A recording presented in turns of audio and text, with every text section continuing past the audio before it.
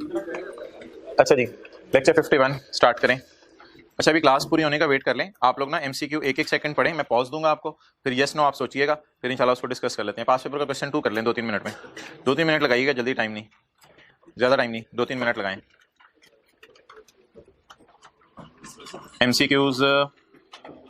MCQs नहीं है, true false का एक सवाल आया था, पेज 706, लेकिन सारे नहीं पढ़ने जो मैं पढ़ाऊंगा और जिस तरतीब से मैं पढ़ाऊंगा। यार पॉइंट 3 कहता है बायोलॉजिकल एसेट शुड इनिशियली का क्या मतलब होता है? परचेज वाले दिन उसको मेजर करना है कॉस्ट ऑफ परचेज पे। ट्रू है या फॉल्स है? फॉल्स है। किस पे मेजर करना है? Fair value less purchase cost पे मेजर नहीं करना। आसान था सवाल, done.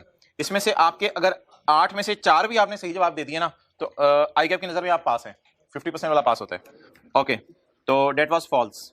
Next, biological asset should subsequently be measured at fair value. False false false, minus cost to sell. धोखा खा जाना था पेपर में, धोखा खा जाना था पेपर में। फेयर वैल्यू पे मेजरमेंट नहीं होता। इतने 4 दिन से रो रो के थक गए हैं, minus cost to sell, minus cost to sell, तो ये भी फॉल्स है। तो कम से कम चले आज के बाद आप ध्यान से न्यूमेरिकल्स पढ़ेंगे, ये जरूर फायदा हुआ आपको। ओके यार, गेन लॉस आते हैं सब्सिक्वेंट मेजरमेंट पे। सब्सिक्वेंट मेजरमेंट कब हुई थी यार? ईयर एंड पे कल जो एंट्री की थी, जो व्हाइट बोर्ड पे अबू बकर यहां वर्किंग की थी, जो व्हाइट बोर्ड पे यहां fair value minus cost to sell लिख के, तो ईयर एंड के ऊपर जो गेन लॉस आते हैं हजरात, उसका क्या करना है? Should be taken to P and L. बता दें ओसीआई में जाने पी एंड एल में, जल्दी बताएं। True false? ट्रू। अच्छा, point 8, once the wool is extracted from sheep, वो पहली क्लास में जो हमने वीडियो देखी थी, once the wool is extracted from sheep, subsequent processing of wool into carpets. ये तो बहुत आगे निकल गया है, वूल को पकड़ के कारपेट्स बनाने लग गया है। ये कारपेट कहते हैं, मेरे आईएस 2 में जाएंगे, बता दें। बिल्कुल ट्रू है। नहीं नहीं नहीं नहीं यार, eight the point of harvest वाली बात नहीं, आपने ट्रू सही बता दिया है, लेकिन eight the point of harvest नहीं, ये ना बहुत आगे चला गया है। देखें इधर मोहतरम, ये ना कितना आगे, टाइम पे आ जाएगा, ये कितना आगे चला गया है। ये agricultural produce at point of harvest तो क्या ही नहीं रहा, ये agricultural produce after point of harvest भी नहीं कह रहा, ये तो यहां पहुंचा हुआ है, ये तो यहां पहुंचा हुआ है। ये तो ऑब्वियसली चीजें अगर आपने बेचने के लिए रखी हुई हैं तो ये तो आपकी इन्वेंट्री है, तो आपकी इन्वेंट्री है। क्लियर? तो agricultural produce at point of harvest क्या होती है? एग्रीकल्चरल प्रोड्यूस, और उसके बाद क्या बन जाती है? इन्वेंट्री। लेकिन ये तो यहां पहुंचा खड़ा है, तो यहां तो ऑब्वियसली कौन सा स्टैंडर्ड लगेगा? आईएस 2। कितने सवाल थे और कितने थे पूछ रहा हूं यार, अजीब लोग हैं। 8 कितने कर लिए? 4 कितने सही हो गए? अल्हम्दुलिल्लाह 4, तो बस ठीक है, 50% मार्क्स आ गए। अब कोई और सवाल शुरू करते हैं भाई। ये ना पॉइंट 1 है, नहीं नहीं आपने नहीं कराया, मैं पॉज दिया है पहले आप लोगों को सोचने का। Both fish farming and ocean fishing are agricultural activity. एक दिन छोटी सी बात आपसे की थी, शायद याद हो भाई। फिश फार्मिंग में आप फार्म हाउस खुद खरीदेंगे, खुद खरीद के बायोलॉजिकल फिश या एसेट उसको डालेंगे, उसको दाना डालेंगे, उसको बड़ा करेंगे ताकि फार्मिंग करके उसको सेल करें, बेबीज प्रोड्यूस करें, सेल करें। लेकिन ओशन फिशिंग में ये होता है कि आप ओशन में जाके मछलियां डालते नहीं, मछलियां पहले से ही उधर होती हैं। आप बायोलॉजिकल ट्रांसफॉर्मेशन को मैनेज कर रहे होते हैं या बनी बनाई मछलियां उधर तैयार होती हैं? बनी बनाई मछलियां उधर तैयार होती हैं। और फिश फार्मिंग में पानी डालना पड़ेगा, फिर मछलियां खरीद के डालनी पड़ेंगी, फिर बड़ी होंगी, तो वहां तो दाना भी डालना पड़ेगा। लेकिन जो ओशन के अंदर मछलियां हैं, क्या वो फार्मिंग है या फिशिंग है? तो फिशिंग तो मैं और आप भी जाके कर सकते हैं, कहीं भी चले जाएं, इलाके में लोग जाते हैं मछलियां निकालते हैं। What is this? क्या वो एग्रीकल्चरल एक्टिविटी कर रहे हैं? क्या वो उन्होंने बायोलॉजिकल ट्रांसफॉर्मेशन को मैनेज किया है? तो इसलिए ये तो आईएस 41 के स्कोप से बाहर है, ये एग्रीकल्चरल एक्टिविटी नहीं है। क्लियर? तो ये फॉल्स है ना, आधा ट्रू है आधा फॉल्स है, तो फिर फॉल्स ही होगा ओवरऑल। बाकी नहीं आएंगे आपको, बाकी समझ नहीं आएंगे, अभी हमने पढ़ा नहीं हुआ। चलें जी,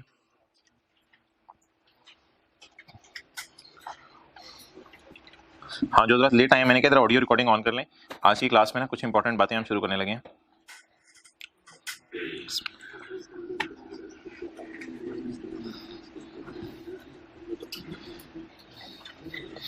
एक न्यूमेरिकल कर लें छोटा सा, फिर शुरू करते हैं।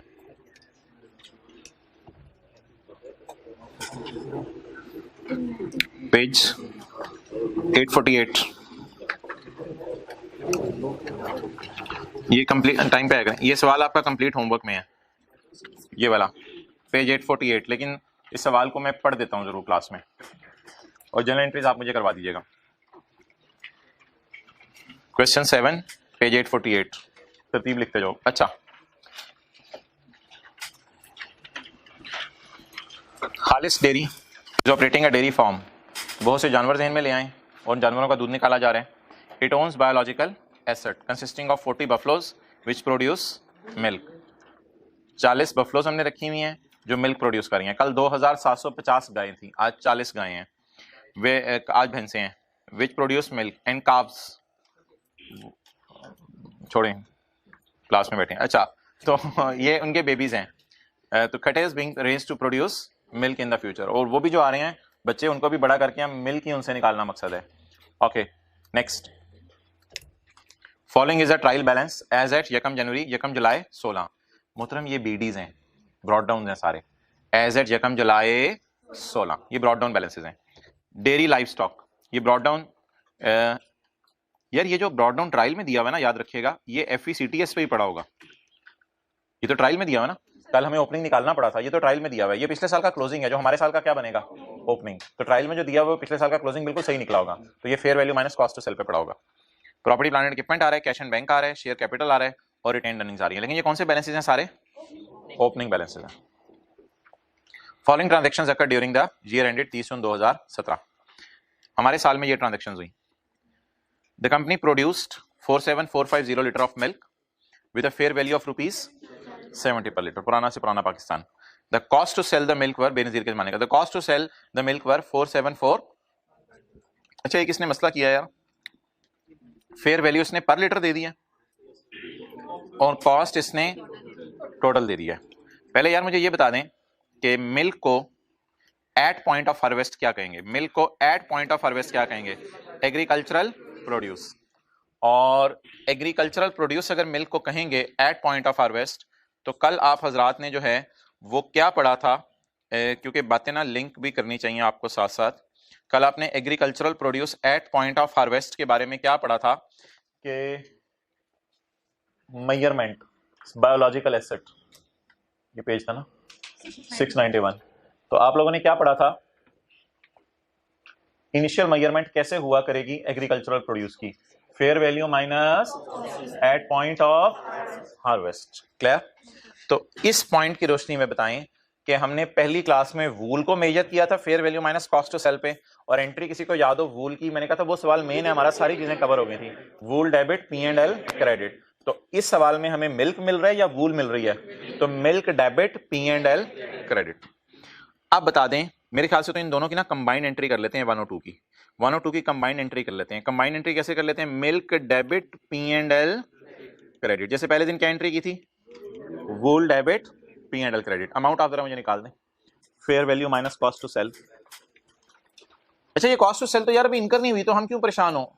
अभी तो मिल्क हमने निकाला है, कॉस्ट टू सेल इनकर तो नहीं हुई। भाई पूरे स्टैंडर्ड की आइडियोलॉजी ही ये है कि कॉस्ट टू सेल हुई नहीं होती, लेकिन फिर भी आपने उसको डालना होता है मेजरमेंट में। क्या आ गई जी प्राइस? अच्छा, कितने लीटर है मिल्क? 47450, 47,450 लीटर। 47,450 लीटर दूध 40 भैंसों ने साल में दिया। लेवल है भैंसों का। अच्छा, मल्टीप्लाइड बाय 70, 21500। इसमें से माइनस क्या करनी है? CTS। ये FV आ गई, CTS माइनस करवाएं। 474, ये कुछ बच्चों को ना मिलती जुलती लीटर से लगती है, ये तो परेशान हो जाते हैं, इससे कोई ताल्लुक नहीं है। तो ये FV आ गई और ये क्या आ गई? CTS is equal to 28,000। आज हम रुपीज इन 1000 में कर लेते हैं। 2847, ये आप लोगों ने कैलकुलेटर पे निकाल ली थी बस, ठीक है। 2847। आगे चलें जी। एज द मिल्क इज, अच्छा यार एक बार याद रखिएगा, ऐसा नहीं होगा कि आप ये दूध बेचने वाले के पास जाएंगे और इसे कहेंगे यार माशाल्लाह तेरा बड़ा डेयरी फार्म है, तेरा सवाल अभी अभी हम करके आ रहे हैं, तो जरा फ्रीजर चेक करा जहां तूने 47,000 लीटर दूध रखा हुआ है।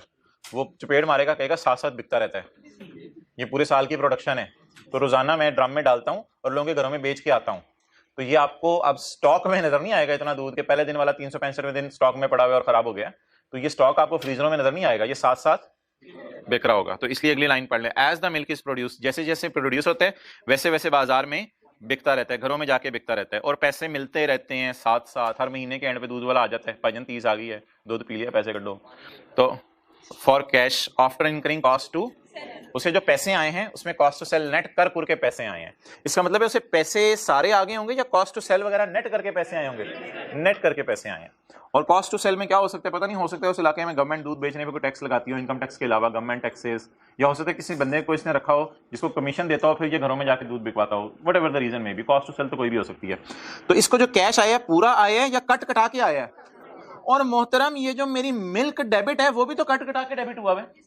तो अब सिंपल मैं क्या एंट्री करूंगा, मैं घरों में गया और घरों में जाके मैंने कहा मोहतरम मैंने आपको 1 महीने दूध दे दिया है, अब आप हजरात मुझे पैसे शरीफ दें। अब बता दें पैसे मिलने की एंट्री क्या होगी, दूध बिका कैश पे। अब मजे की बात सुने, जिस भी घर में जाके पैसे लेगा ना, अब P&L में कुछ नहीं डालेगा, क्योंकि इस स्टैंडर्ड का मॉडल ये है कि राइट टाइम पे इनकम रिकॉर्ड करो। किस टाइम पे? मिल्क आपने डिटैच कर लिया, बस P&L में डाल दो। बेचने पे अब मेरे ख्याल से दोबारा P&L में कुछ नहीं जाएगा, अब बेचने पे सिर्फ एक एंट्री होगी, बोले क्या? Cash debit milk credit. P&L दो डबल नहीं रिकॉर्ड कर सकते। 2847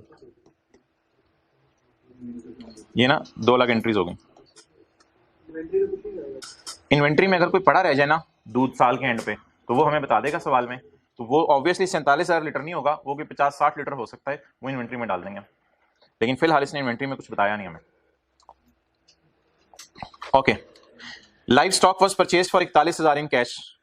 बताएं जी entry, live stock was purchase for 45,000 in cash, biological asset cash credit. यार ये ना इस तरह के जो सवाल होते हैं ये ऐसे ही ना कॉन्सेप्ट खराब करने वाले होते हैं कभी कभी, क्योंकि हमारी अच्छी बड़ी अंडरस्टैंडिंग बनी हुई है कि इनिशियल रिकॉग्निशन के ऊपर गेन लॉस आता है, और इनिशियल रिकॉग्निशन के ऊपर क्योंकि बायोलॉजिकल एसेट पड़ा होता है fair value minus cost to sell पे, और कैश में आउटफ्लो पड़ा होता है, तो उन दोनों का डिफरेंस P&L आ जाता है। लेकिन ये अजीब सवाल होते हैं, कभी कभी कॉस्ट टू सेल देते नहीं है, तो ठीक है कोई मसला नहीं। चलो लाइव स्टॉक परचेज किया 41,000 का, तो क्या एंट्री बन गई?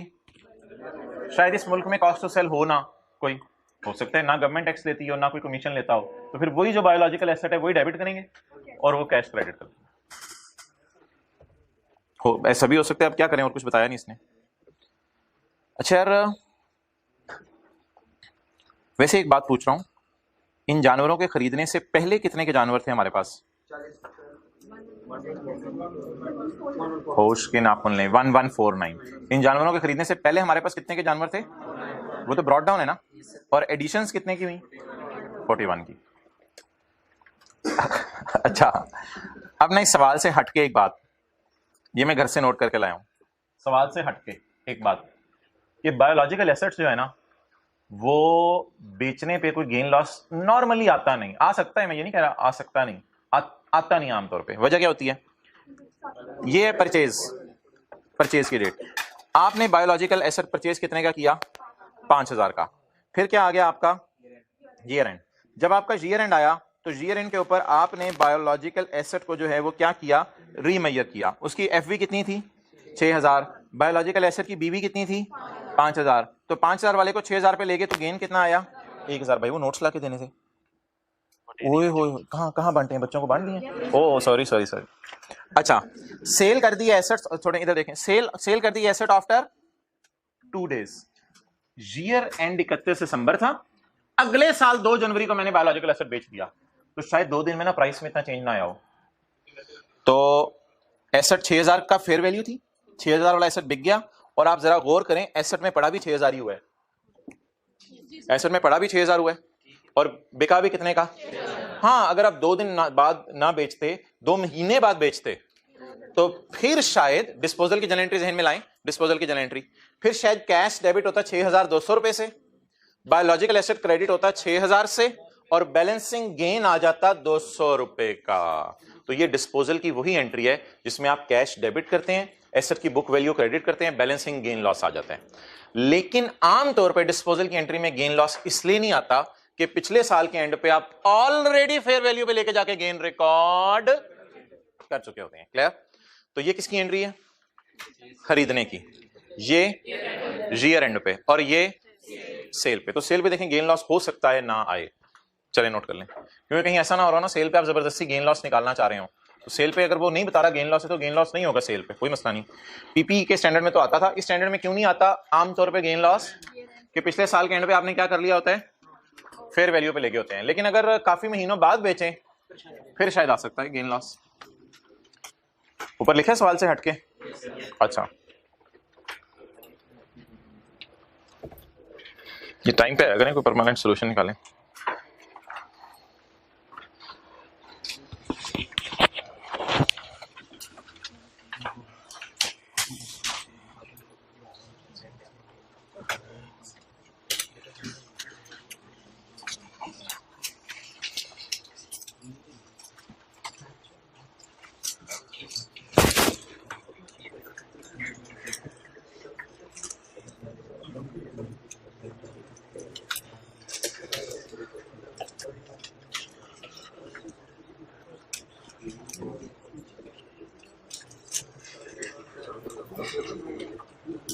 ओके, सवाल से हटके हटने लगे इधर से।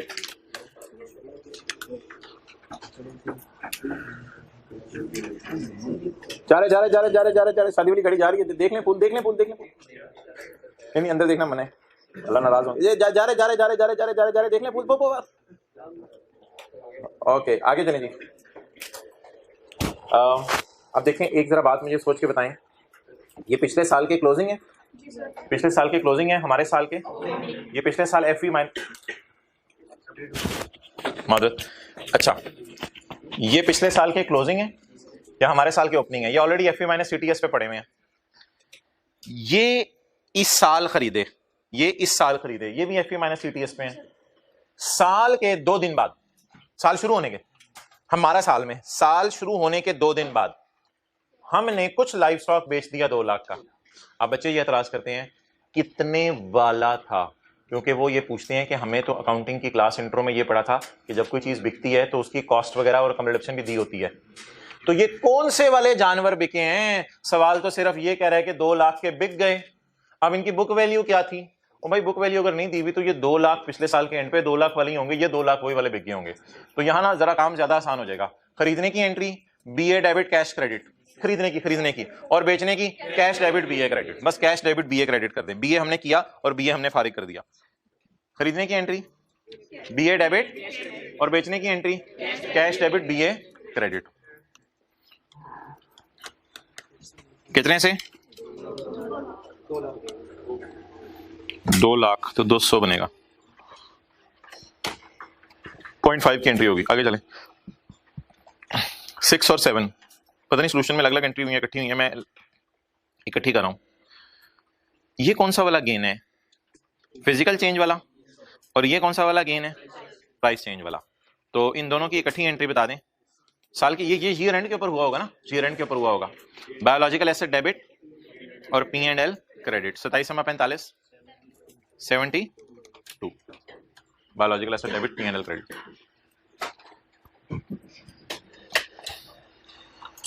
ओके भाई टाइम पे आए यार, हम जानवरों को चारा खिलाने लगे थे। डेयरी फार्म सप्लाईज वर परचेज्ड, चारा was purchased which were fully consumed during the year, which was fully consumed during the year। अगर कल वाली बातें आपने दोहरानी है तो फिर बात जरा लंबी हो जाएगी, तो इधर उधर देख रहा होता है, पन्ना होता है इधर उधर देख रहा होता है। अब कल वाली बात अगर मैं करूं तो बात लंबी हो जाएगी, लेकिन कर लेते हैं कल वाली बात।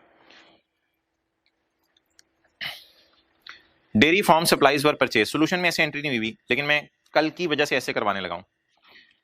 इन्वेंट्री ऑफ चारा या feed debit, cash credit. Consumed सारी हो गई, तो अगली एंट्री कंज्यूम की, एक्सपेंस डेबिट और इन्वेंट्री ऑफ फीड क्रेडिट। कितने से? 290। लेकिन अनलकीली सॉल्यूशन में ये एंट्री भी है, लेकिन कल जो हमने एंट्री सीखी थी उस तरह कर लें, जरा याद रहेगी बात। परचेज करते हुए चारे को कहां डाल देते हैं? इन्वेंट्री में। फिर जितना इस्तेमाल हो जाए उसे खर्चे में। तो आज तो सारा ही खर्चे में डालना पड़ेगा ना, क्योंकि जितना चारा खरीदा सारा इस्तेमाल हो गया। अगर होमवर्क में एक पास पेपर क्वेश्चन 1 आपने किया था तो उधर 60% खर्चे में गया था, अभी सारा ही खर्चे में जाएगा। भैया तो बैग पेन क्या आ रहे होते हैं, क्लास लेने आए हो, आ जाओ। अच्छा जी, डेप्रिसिएशन की एंट्री खुद ही लिखनी है, डेबिट अकाउंट, डेबिट क्रेडिट। ये वैसे डेयरी फार्म में प्लांट कहां से आ गया? Property, plant and equipment. ओ भाईजान, दुनिया बहुत आगे निकल चुकी है। दूध निकालने वाली मशीनें खरीदी होती हैं लोगों ने, आराम से बैठे होते हैं, मशीन लगा देते हैं भैंस को, मशीन को देख रहे होते हैं, दूध बाहर आ रहा होता है। भैंस कैसे देखेगी? दूध उधर होता है, भैंस का मुंह आगे होता है।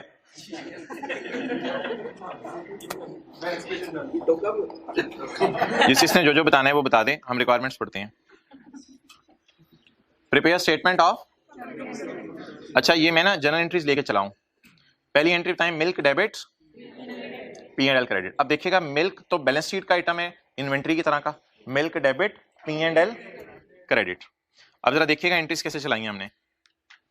मिल्क डेबिट, भाई ये बैलेंस शीट है, current assets, inventories, milk debit. जरा P&L आज देखिएगा, सेल नहीं आती, यहां सेल नहीं आती।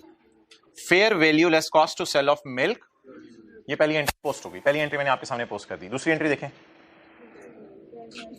Cash debit. दूसरी एंट्री अपनी किताब से देखें जो मैंने लिखवाई है, कैश डेबिट मिल्क क्रेडिट। इधर देखें, स्काई ब्लू से मैं करता हूं, मिल्क क्रेडिट और कैश डेबिट। क्लियर? अगली एंट्री बताएं, बायोलॉजिकल एसेट डेबिट। ये बायोलॉजिकल एसेट वाली एंट्री देखें, बायोलॉजिकल एसेट वाली, बायोलॉजिकल एसेट डेबिट 41 से, और कैश, ये दोनों बैलेंस शीट की चीजें हैं, दोनों बैलेंस शीट की चीजें हैं। आगे चलें, कैश डेबिट बायोलॉजिकल एसेट, इसको करना है घर में, इस तरह नहीं कि आप भी हाईलाइट कर लें। कैश डेबिट 200 रुपए से, और बायोलॉजिकल एसेट, आगे चलें, 27 और 45 से। बायोलॉजिकल एसेट डेबिट प्राइस और फिजिकल चेंज, बल्कि हमने ये एंट्री 50 कितने से की है? 73 से। बायोलॉजिकल एसेट डेबिट और P&L। यार ये नोट करें कि ये जो डेयरी हाउस का जो प्रॉफिट एंड लॉस है, आपने तो सोचा हुआ था डेयरी हाउस का प्रॉफिट एंड लॉस में आ रही होती होगी सेल ऑफ मिल्क, आपने सोचा होगा सेल ऑफ मिल्क आ रहा होता होगा माइनस कॉस्ट ऑफ सेल। इस तरह की चीजें नहीं आती इसमें। इसमें वो जो पहली एंट्री हमने की थी ना, वूल डेबिट P&L क्रेडिट, वो वाला गेन जाता है इसके अंदर। और इसमें ईयर एंड के ऊपर जो हमने पहली एंट्री की थी ना, पहले सवाल में शीप्स वाले में, ईयर एंड पे मोटे और महंगे हो गए, तो वो वाला गेन जाता है इनके P&L में। सेल्स नहीं नजर आ रही होती, इनका P&L आप पहली दफा देख रहे हैं।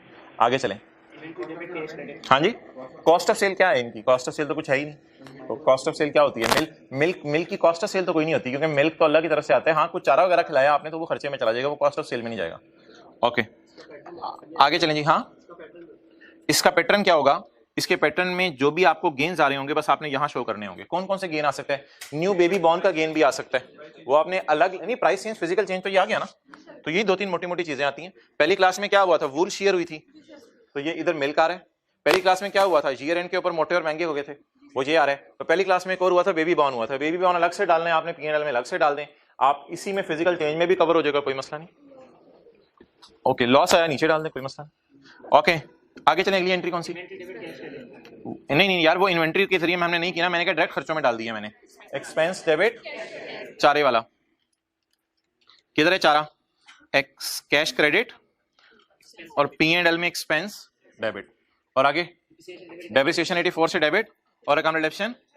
और मोहतराम, ये जो सारी चीजें हैं ये भी तो रहती है ना, ये तो ब्रॉड डाउन है मेरे, ब्रॉड डाउन है। क्या क्या?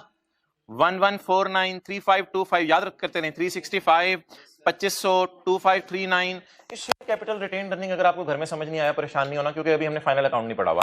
अच्छा, तो ये सारे बीडीज हैं, brought down, brought down, brought down, brought down, retain earning का ब्रॉड डाउन। और ये ना फाइनल अकाउंट का वेट कर लें, ये रिटेन अर्निंग का ब्रॉड डाउन था और ये इस साल का प्रॉफिट है। बताएं ये इस साल का क्या है? बहरहाल ये फाइनल अकाउंट की बात कर रहा हूं आपसे। ये रिटेन अर्निंग का ब्रॉड डाउन था, ये इस साल का प्रॉफिट है। इस साल का प्रॉफिट कहां से आया? प्रॉफिट एंड लॉस से। इधर से ले आए, नहीं दिल चाह रहा तो ऐसे मजे से कुछ ना कुछ किया करें किताब पे, घर वालों को लगे पढ़ रहा है बच्चा। ब्रॉड डाउन अच्छा, मुझे कभी कभी फील होता है कि ये जो रिटेन्ड अर्निंग अकाउंट है ये अकमुलेटेड डेप्रिसिएशन की तरह है। अकमुलेशन में क्या होता है? ब्रॉड डाउन अकमुलेशन सारे सालों की जमा इस साल की डेप्रिसिएशन तो कैरी डाउन। तो रिटेन्ड अर्निंग का क्या मतलब है? पुराने सालों का प्रॉफिट और इस साल का प्रॉफिट। तो ये तरह रिटेन्ड अर्निंग का अकाउंट सॉर्ट ऑफ टाइम दे सकते हैं, क्योंकि अभी फाइनल अकाउंट नहीं पड़ा हुआ। बाकी जी एक चीज रहेगी है सवाल के अंदर, वो जो हम एक रिकॉन्सिलिएशन सी बनाते थे, ओपनिंग जानवर, परचेजेस और P&L क्लोजिंग। ओपनिंग जानवर, परचेजेस, P&L क्लोजिंग, याद आ रहे? तो वो वाली रिकॉन्सिलिएशन भी इसने सवाल में मांगी हुई है। सवाल की रिक्वायरमेंट सी है, एसओसीआई बनाएं, बैलेंस शीट बनाएं और रिकॉन्सिलिएशन बनाएं ताकि बायोलॉजिकल एसेट की कैरिंग अमाउंट पता चल जाए। तो वो आप देख लें। ओपनिंग जानवर 1149 थे, उसमें से 200 के आपको पता है हमने बेच दिए थे, और खरीदे कितने थे? 41 के। और इधर तो हम क्लासेस में लिखते थे P&L, और बल्कि मैं आपको इनकी एंट्रीज करवाता था 41 की, BA debit cash credit, BA debit P&L credit, और आज एंट्री करवाई cash debit. It is called as reconciliation. ये क्या चीज है? ये कुछ भी नहीं। आप ये ना कहिएगा ये रिकॉन्सिलिएशन कोई ऐसी अजीब सी चीज करवा दी है। ये वो जो पहली क्लास में वर्किंग 2 थी ना, और कल की क्लास में वर्किंग 2 थी, ये वही है। ये पहली क्लास और कल वाली क्लास की वर्किंग 2 है। पहली class purchase, bond, P&L closing. आज क्या है? ओपनिंग, परचेज, सेल, P&L और क्लोजिंग।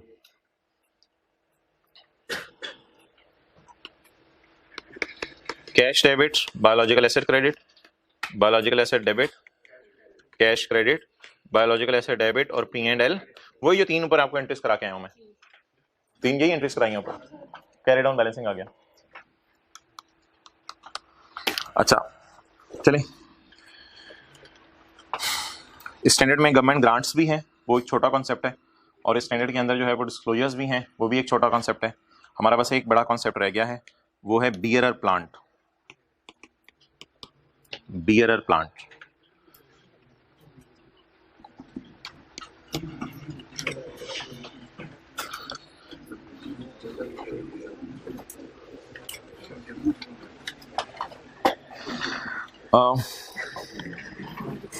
ऑनलाइन वालों को भी बता दिया जाएगा। ये लेक्चर जो है वो दूसरा वाला जो आज का, बल्कि उसका लेक्चर का नंबर मैं अलग रखूंगा, लेक्चर का नंबर अलग रखूंगा। ये 52 बनेगा, हाँ 52 लेक्चर बनेगा। इसमें ना हम क्या कहते हैं, आज लीज की थोड़ी सी रिवीजन करेंगे, और उसमें होगा क्या कि क्वेश्चन 31 है हमारी बुक का लीज का, उसमें बस जो आज की दूसरी क्लास होगी उसमें बस हम लीज में कोई किराया मिसिंग कर देंगे बीच में।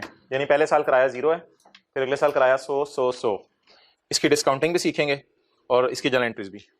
इसी तरह फिर अगला साल आएगा, अगला सवाल, उसमें पहले 2 साल किराया 220 है, फिर किराया 0 होगा, और फिर 220।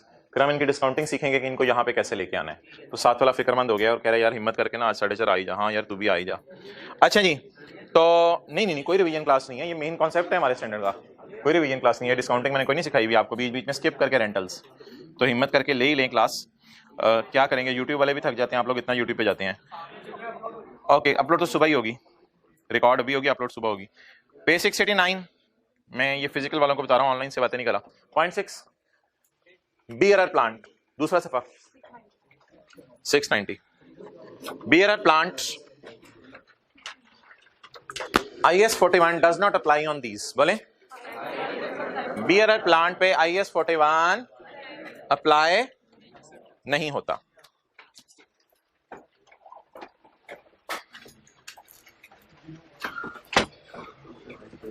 यार वो किधर है, दरख्त किधर है? नहीं, वो मैंने आपको दिखाए थे, वो मैंने आपको मिल जाएंगे इंशाल्लाह।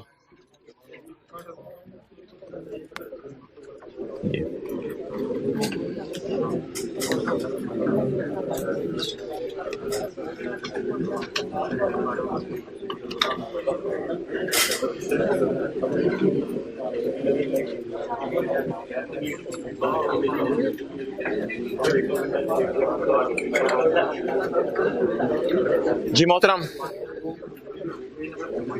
पेज नंबर कोई नहीं है, ये दरख्त किसी पेज पे नहीं है।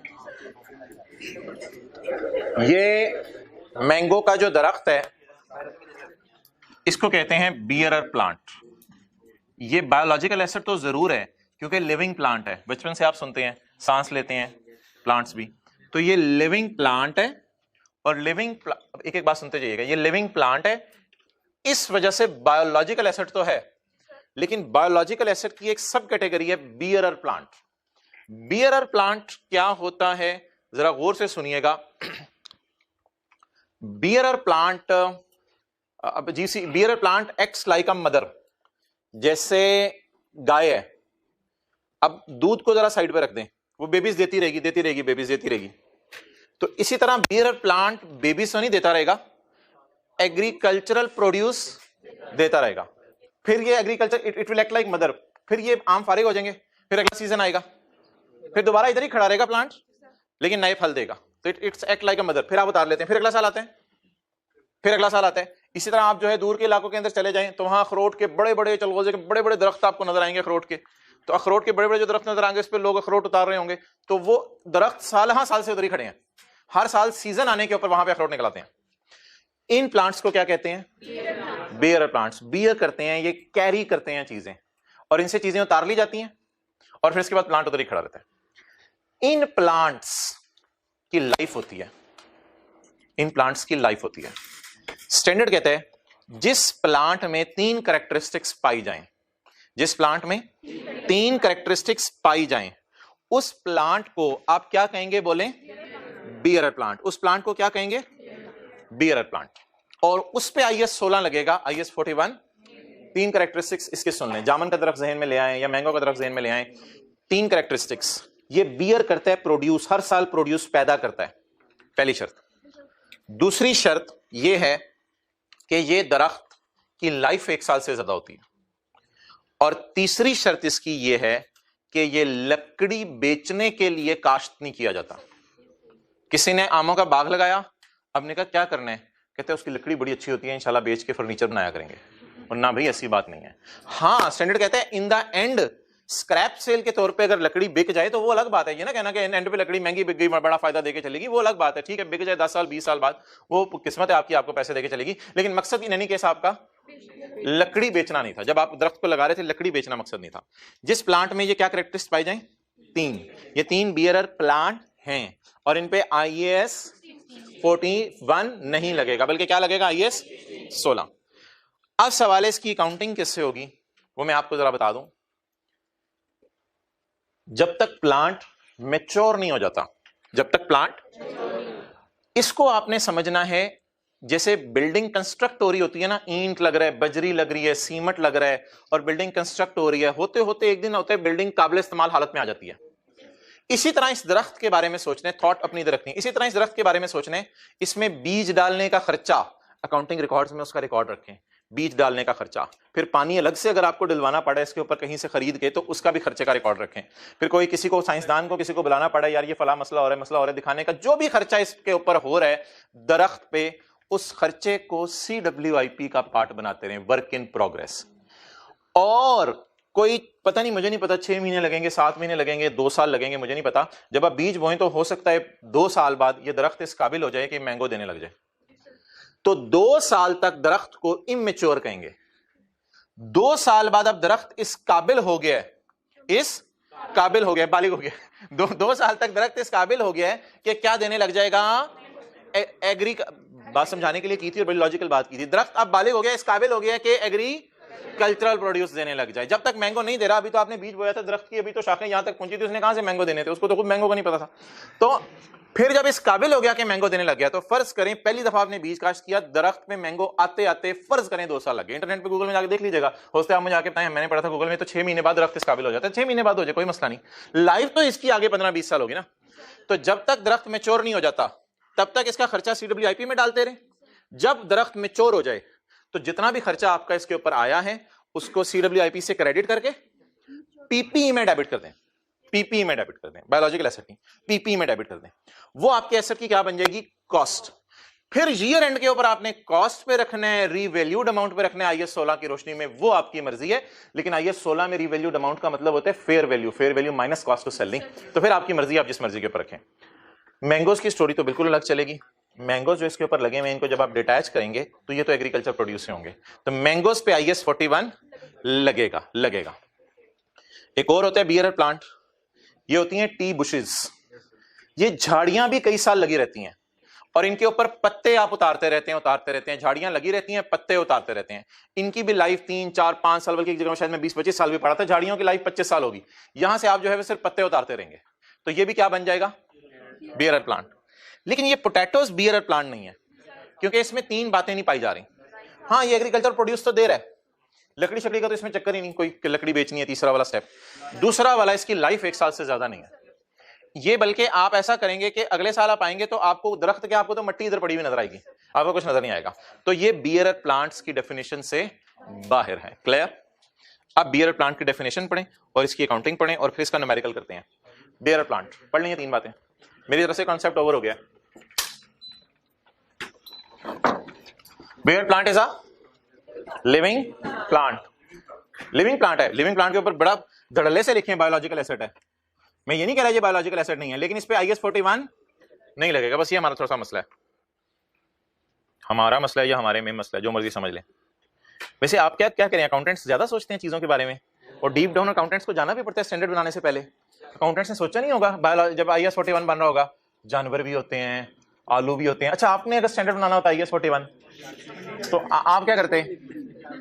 आप सारे जानवरों को, पता नहीं प्लांट्स को तो आप IS 41 में डालते भी या नहीं, आपने तो उसके लिए कोई अलग ही स्टैंडर्ड खोला होना था। तो बहरहाल स्टैंडर्ड वालों ने बड़ा सोच साच के सारे जानवरों को और सारे प्लांट्स को कह दिया बायोलॉजिकल एसेट। तो अकाउंटेंट्स भी आपको पता है पूरे साइंसदान होते हैं। IS 38 बनाने से पहले लेबोरेटरीज में जाके देखना पड़ा था, रिसर्च क्या होती है, डेवलपमेंट क्या होती है। तो नॉलेज के बगैर अकाउंटिंग नहीं हो सकती। Is a living plant that is used in production और सप्लाई ऑफ मैंगो बनाने के लिए। Number 2, it is expected to bear, mango का फल, it is expected to bear produce of more than 1 साल मैंगो देगा या कई साल तक। It has a low chance of being sold, या इससे मुराद है लकड़ी हैजा। लकड़ी हैजा, ये कंफ्यूजिंग है, लिखें लकड़ी has a low chance of being sold as.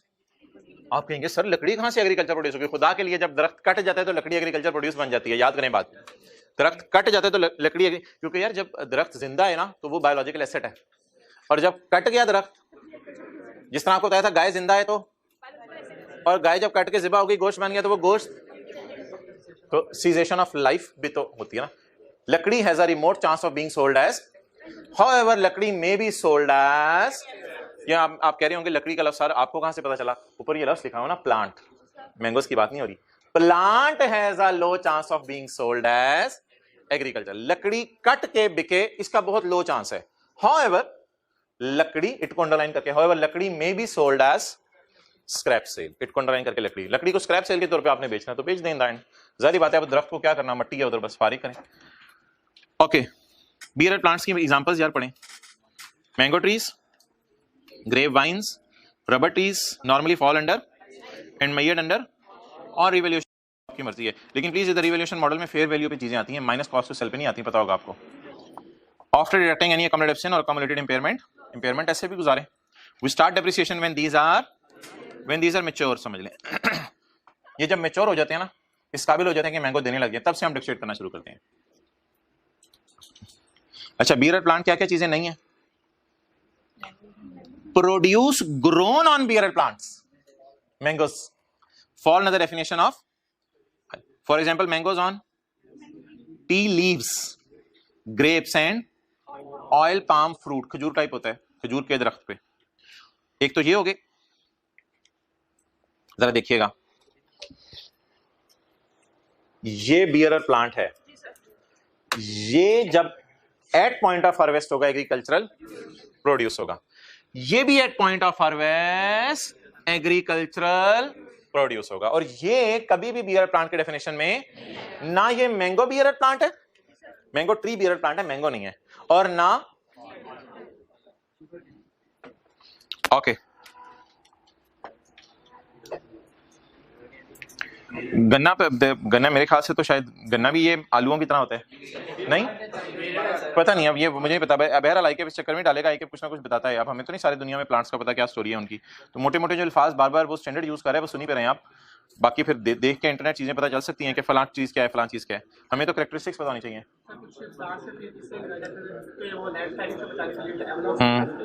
तो वो आप एग्रीकल्चर एक्टिविटी की डेफिनेशन में नहीं फॉलो करेंगे। एनुअल क्रॉप सच एज मेज, वो जो 3 बातें हैं, फॉर सेल नहीं है, फॉर एडिशनल बेबीज नहीं है, ये 3 काम नहीं है ना, क्लास के बाद डिस्कस कर लेना ज्यादा। एनुअल क्रॉप सच एज मेज, राइस, व्हीट एंड 3 महीने 4 महीने 5 महीने में फसल देते हैं, उसके बाद मट्टी होती है, वहां जाके देखें, क्रिकेट खेलें, कोई मसला नहीं यार। लेकिन there is no concept of bearer animal. Bearer animal का कोई कॉन्सेप्ट नहीं है।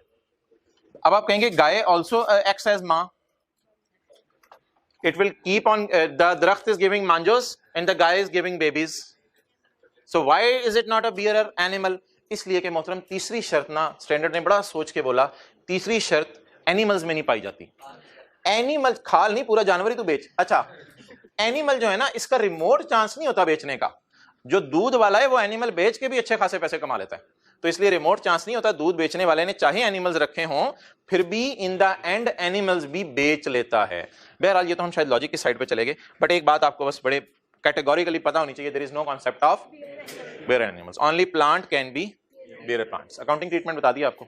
इनिशियल मेजरमेंट किस पे होगी, सब्सिक्वेंट मेजरमेंट उसी तरह ये 16 रेजिडुअल वैल्यूज गिवन होंगी, माइनस होंगी, सब उसी तरह होगा।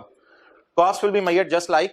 अब कॉस्ट कैसे निकलेगी यार, दरख्त का बीज लगाया, बीज भी कई महंगे मिलते हैं, हो सकता है बाहर से बीज मंगवाए हो, तो बीज लगाया, फिर उसकी पानी दिया, ये सारा खर्चा किया, ये इसकी कॉस्ट होगी। Cost will be measured like CW, that is expenditure incurred till maturity will be capitalised. Unluckily हमारी पूरी किताब में सिर्फ एक सवाल है इसका, MCQ नंबर 16, और कोई सवाल आई कि अपने नहीं दिया हुआ, और वो इतना इनफ है कि रिवीजन के लिए काफी है। MCQ 16 निकाल लें, न्यूमेरिकल, पेज नंबर नहीं पेज में ना देखो, 716।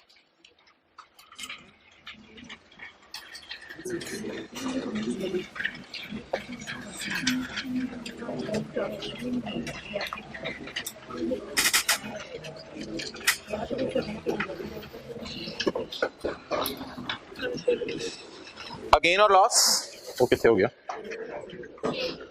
Maria limited bot oil palm garden for ₹1।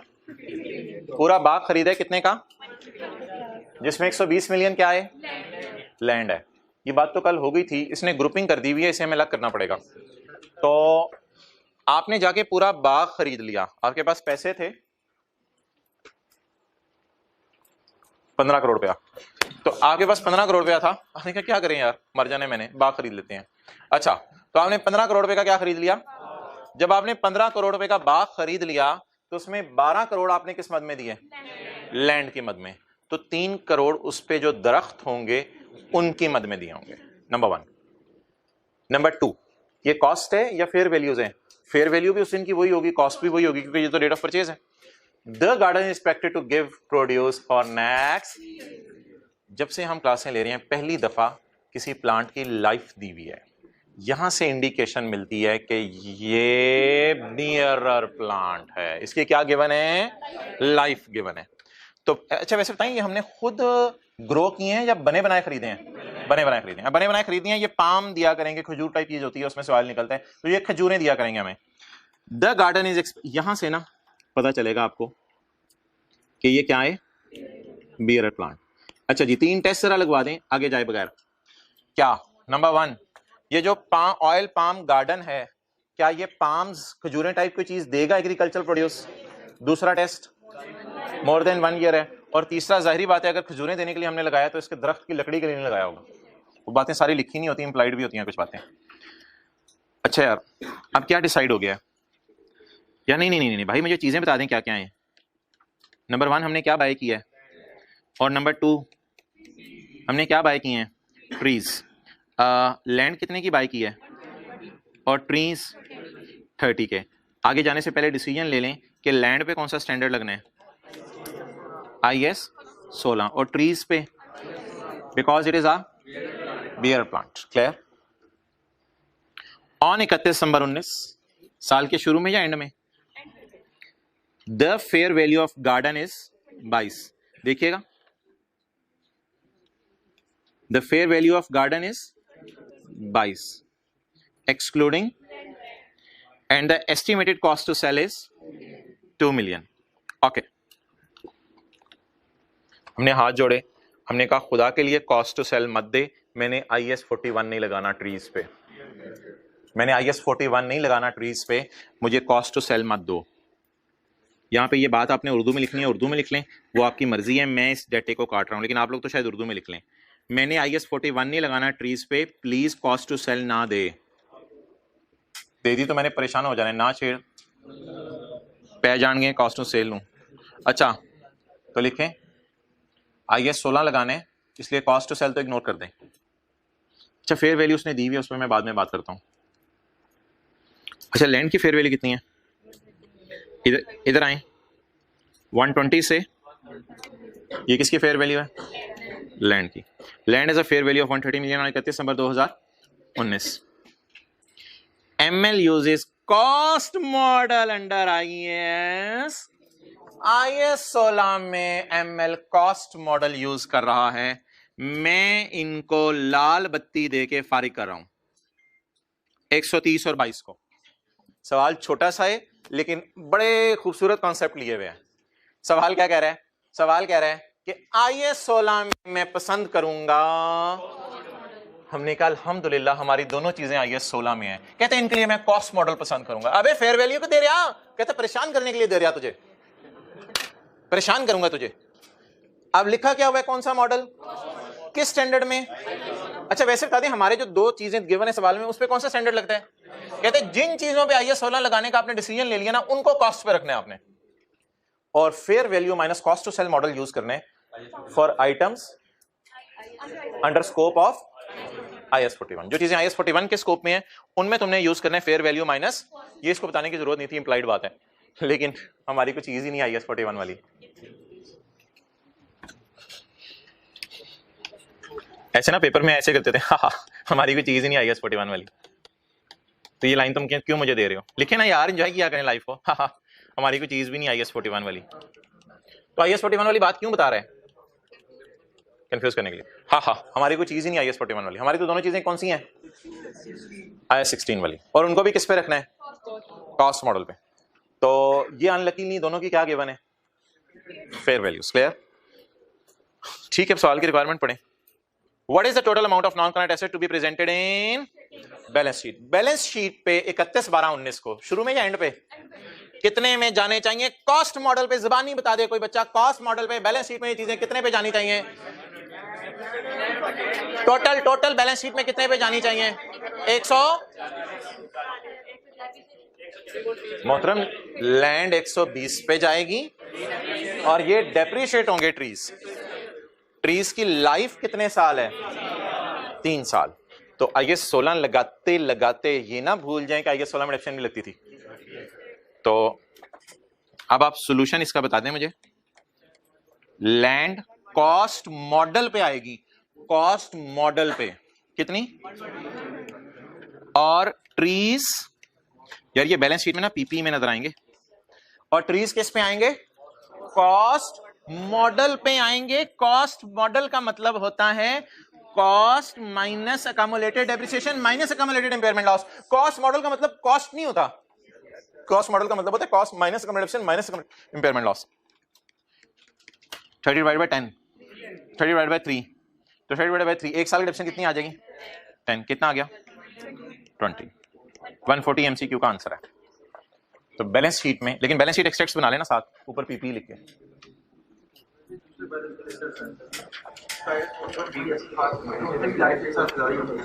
इनकी वो तो एनिमल्स है ना, एनिमल्स तो बियरर हो ही नहीं सकते ना।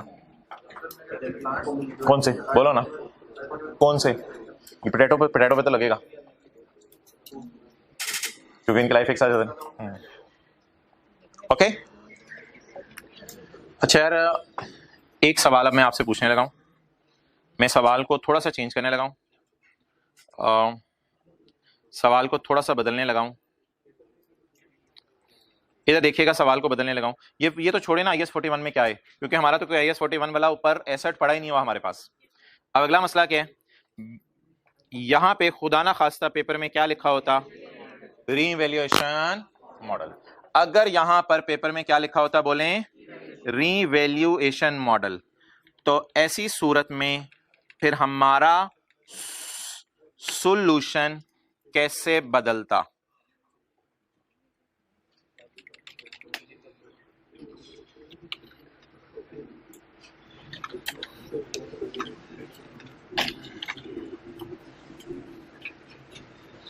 जी आ जा,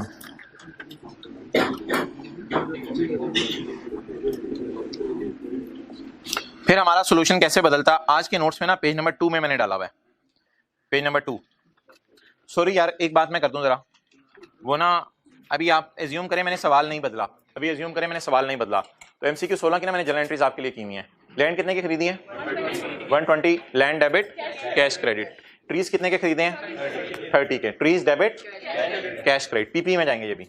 और तीसरी एंट्री आज की डेस्टिनेशन डेबिट अकोमोडेशन क्रेडिट। ये तो एमसीक्यू 16 की जनरल एंट्रीज हैं। आगे क्या मैंने लिखा है, एज्यूम। अब मैं बस एमसीक्यू 16 बदलने लगा हूं। Assume in MCQ 16 under IS 16 we are using then following workings should be prepared. Figures याद हैं, कोई देखने की जरूरत नहीं आपको, फिगर्स याद हैं। यकम जनवरी 19 को लैंड कितने की खरीदी, 120 की। फेयर वैल्यू कितनी हो गई, 130। तो asset surplus P&L। Revalued amount 130। Surplus, ये पहली दफा मैंने बनाया, कोई एरर हुई मुझे बता दीजिएगा। रिवैल्यूएशन सरप्लस, खत्म होगी बात, क्लियर। बिल्डिंग, और बिल्डिंग कहां से आ गई यार, ये ट्रीज ट्रीज ट्रीज ट्रीज, ये वो कॉपी पेस्ट हुआ है IS 16 से, इस वजह से गलती होगी। तो ट्रीज के बारे में बताएं जी, ट्रीज के बारे में क्या करना है।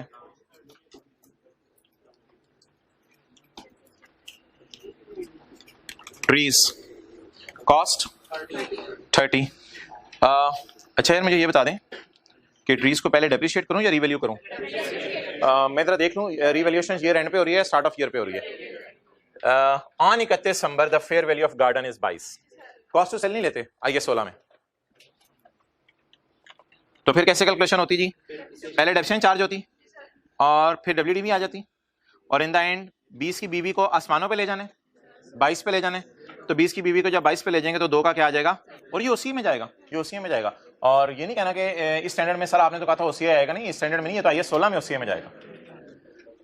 अब आप मुझे बता दें, ये तो आगे तो इलस्ट्रेटिव एग्जांपल कुछ और है। अब आप मुझे बता दें, अगर मैं रिवैल्यूएशन मॉडल फॉलो करूं तो फिर मेरे MCQ का सॉल्यूशन क्या होगा, 130 जमा 22, 130 जमा 22 1। लेकिन ये तो कब होता, फिलहाल मैं कौन सा मॉडल यूज कर रहा हूं, कॉस्ट मॉडल यूज कर रहा हूं। तो MCQ 16 के आगे लिख लें लेक्चर 51 पेज नंबर 2, ताकि रिवैल्यूएशन मॉडल भी MCQ 16 पे किताब पे, MCQ 16 पे किताब पे लिख लें लेक्चर 51 पेज 2। उसमें हमने क्या करवाया, सवाल को बदला है और बदल के कौन सा मॉडल करवाया। लेकिन फिलहाल कौन सा यूज हो रहा था सवाल में, माने ना माने छोटा सा MCQ था, बला था, और मेरे ख्याल से ये कराया ना जाता तो कोई इधर उधर के फिगर्स आपने उठा के कुछ ना कुछ कराना था। और मानना कि मैंने ये बताया था आपको IS 16 लगाना है, लेकिन जब इतनी चीजें आनी थी तो आपने कहना था अच्छा IS 16 लगाना है, पता नहीं कैसे लगाते हैं, IS 16 भी भूल जाना था। तो IS 16 कॉस्ट मॉडल वाला पहले हमने लगा के ट्राई किया, और फिर हमने कौन सा लगा के ट्राई किया, और पता चला कि बात आसान सी है। अच्छा नोट्स खुले में हैं, वैसे मैंने अभी ये बात करनी नहीं थी, नोट्स खुले में हैं, लगे हाथों एक और मिसाल कर जाएं। अब मैं आपसे कोई बियरर एनिमल या इस किस्म की बात नहीं कर रहा, सिर्फ प्लांट, बियरर प्लांट होते हैं। एक ऐसी आपसे बात कर रहा हूं, आपको एक दिन बताया था कि वॉच डॉग्स जो PC के अंदर हैं या उन पे IS 41 नहीं लगता, क्योंकि ना वो सेल के लिए हैं, ना वो एग्रीकल्चर प्रोड्यूस के लिए हैं, और ना वो एडिशनल बायोलॉजिकल एसेट्स के लिए हैं। तो इसी तरह जो ये मैरिज हॉल वालों ने, मरहबा मैरिज हॉल वालों ने कोई बग्गी खरीद के रखी हुई है जिसपे मियाँ बीवी बैठ के यहाँ से डिफेंस तक जाते हैं, तो ऐसी सूरत के अंदर जो है वो उनके ऊपर भी IS 41 नहीं लगता। तो ये ऐसी एक बीच में उसकी मिसाल आ गई थी, पुरानी बात। बियर प्लांट वाला कॉन्सेप्ट हमारा ओवर हो चुका है, इसका बियर प्लांट से कोई ताल्लुक नहीं। Illustrative example, Pearl Continental hotel purchase a watch dog for which detail is as follows. अच्छा जी, पर्ल कॉन्टिनेंटल होटल ने वॉच डॉग खरीदा है, बताएं is it for sale, is it for babies puppies, is it for agricultural produce? अगर answer तीनों का no है तो is it agricultural activity? If it is not agricultural activity then IS 41 will apply. फिर कौन सा स्टैंडर्ड लगेगा? कितने रुपए का कुत्ता मिला? 10,000 का। रिक्शे वाले ने कुत्ते को लाने के कितने पैसे लिए होटल तक? 2,000 रुपए। कुत्ते से पूछे कितने साल रहेगा, कहते हैं इंशाल्लाह 15 साल तो रहूंगा मैं। एंड पे कुत्ते को पूछा कितने देके जाएगा, कहते हैं 2-3 हज़ार का तो इंशाल्लाह निकल ही जाऊंगा, चलो 3 कर लो। तो अब IS 16 लगाएंगे आप इस कुत्ते पे, तो लिख दीजिएगा कुत्ते पे IS 16 और IS 36 इंपेयर भी हो सकता है। तो डेप्रिसिएशन कितनी जाएगी? कॉस्ट ना यार, कॉस्ट 10,000 नहीं है यार, IS 16 लगेगा। 10,000 जमा 2,000, IS 41 ना लगाने लग जाना। Biological asset fair value minus cost, उस तरह की काउंटिंग नहीं करनी। तो 12,000 minus residual value, cost minus residual value divided by, ठीक है जी, ये डेप्रिस जी बिल्कुल मैं बताता हूँ। और नॉन करंट एसेट्स में PPE में क्या आ रहा होगा? डॉग। 12,000 क्या है? कॉस्ट यार 10 जमा 2 12, 12,000 क्या है? ये आज वाले नोट्स हैं। कॉस्ट माइनस डेप्रिसिएशन, इधर निकली पड़ी है कॉस्ट। मैं कर देता हूँ सही, पहली दफा मैंने कहा ना ये नोट्स नहीं है। कॉस्ट माइनस डेप्रिसिएशन, ये बीवी तो सही निकली हुई है, बीवी गलत हो जाए वैसे ही मसला होगा, तो ये बीवी सही निकली हुई है 11,400। तो आप बीवी पे फोकस करें, 11,400 क्लियर। अच्छा, इस ऑर्गेनाइजेशन PC वालों का कैसे बन रहा होगा? PPE का नोट कैसे बन रहा होगा? लैंड, बिल्डिंग, डॉगीज, हाँ बिल्कुल कसम से, ये लफ्ज बोला ना करें कसम से। अच्छा, डॉग और बस सो ऑन। कैट किस लिए रखनी है PC वालों ने? हम ये बुलवा रहे हो आप पे छोड़ने के लिए। अच्छा जी, तो और हाँ, अगर आपने इसको कॉस्ट मॉडल में नहीं रखना तो इसको रिवैल्यूएशन मॉडल पे रख लें, वो आपकी मर्जी है। साल के एंड पे कुत्ते से पूछ लिया कि तू कितने का हो गया, तो आपने रिवैल्यूएशन मॉडल पे रखना है, रिवैल्यूएशन मॉडल में इंपेयरमेंट लॉस से गुजार लें, रिकवरेबल अमाउंट फ्यूचर में फायदा कितना आने सारा करके कैलकुलेशन कर लें। तो जब IS 16 लगेगा तो फिर अपने फुल फ्लेज एंटायरिटी से लगेगा, और जो कुछ भी IS 16 कहता है फिर वो हमें सारा का सारा कंसिडर करना पड़ेगा। तो मोहतरम प्लीज, ये कोई बियरर एनिमल नहीं था, ये थी not an agricultural activity, not an agricultural, इसलिए ये IS 41 के स्कोप से ही बाहर है। IS 41 से निकल जा। क्यों निकलूं मैं? ना तूने बिकना है, ना तूने बेबी देने हैं, ना तूने एग्रीकल्चर प्रोड्यूस करनी है, इसलिए निकल जा IS 41 से। कहां जाऊं मैं? IS 16 ने कहा इधर आ गले लगाता हूं। IS 16 ने कुत्ते को गले लगाए, कुत्ता रिलैक्स हो गया। वो एक बंदे ने कुत्ते के बच्चे को, कुत्ते का बच्चा, वो माइंड कर गया कुत्ते का बच्चा। अच्छा sorry, I take my words back. अच्छा जी, आगे चलें, वापस आ जाएं जी थ्योरी पे। क्या है थ्योरी? खत्म करें इस चैप्टर की थ्योरी।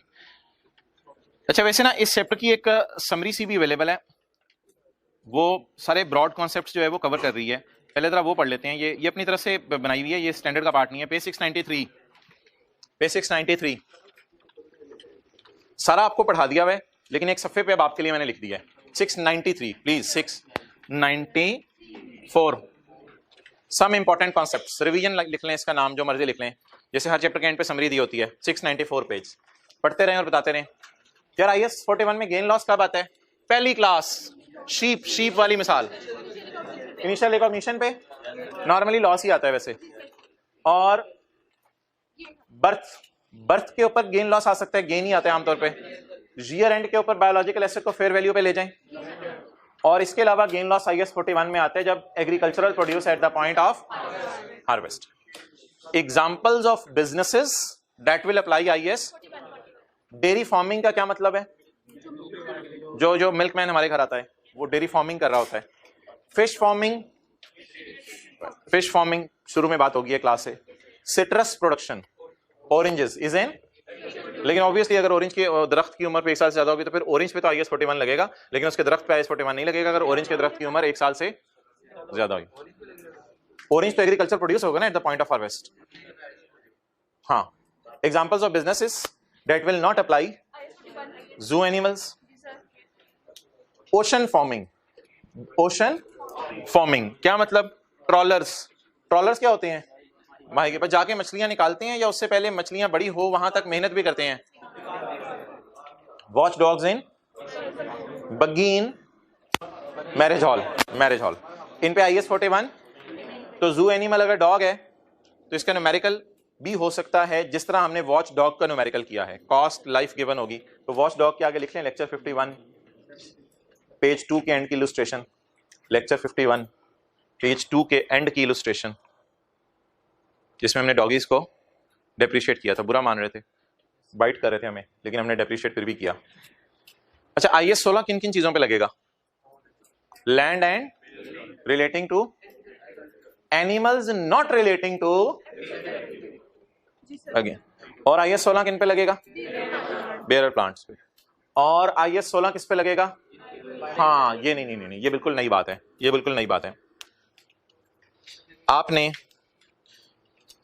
अफ्रीकन बकरा मंगवाया, अफ्रीकन बकरा आप लेके गए बाजार, बाजार में आपने जो है वो काका मन्ने को कहा यार कितने का खरीदेगा?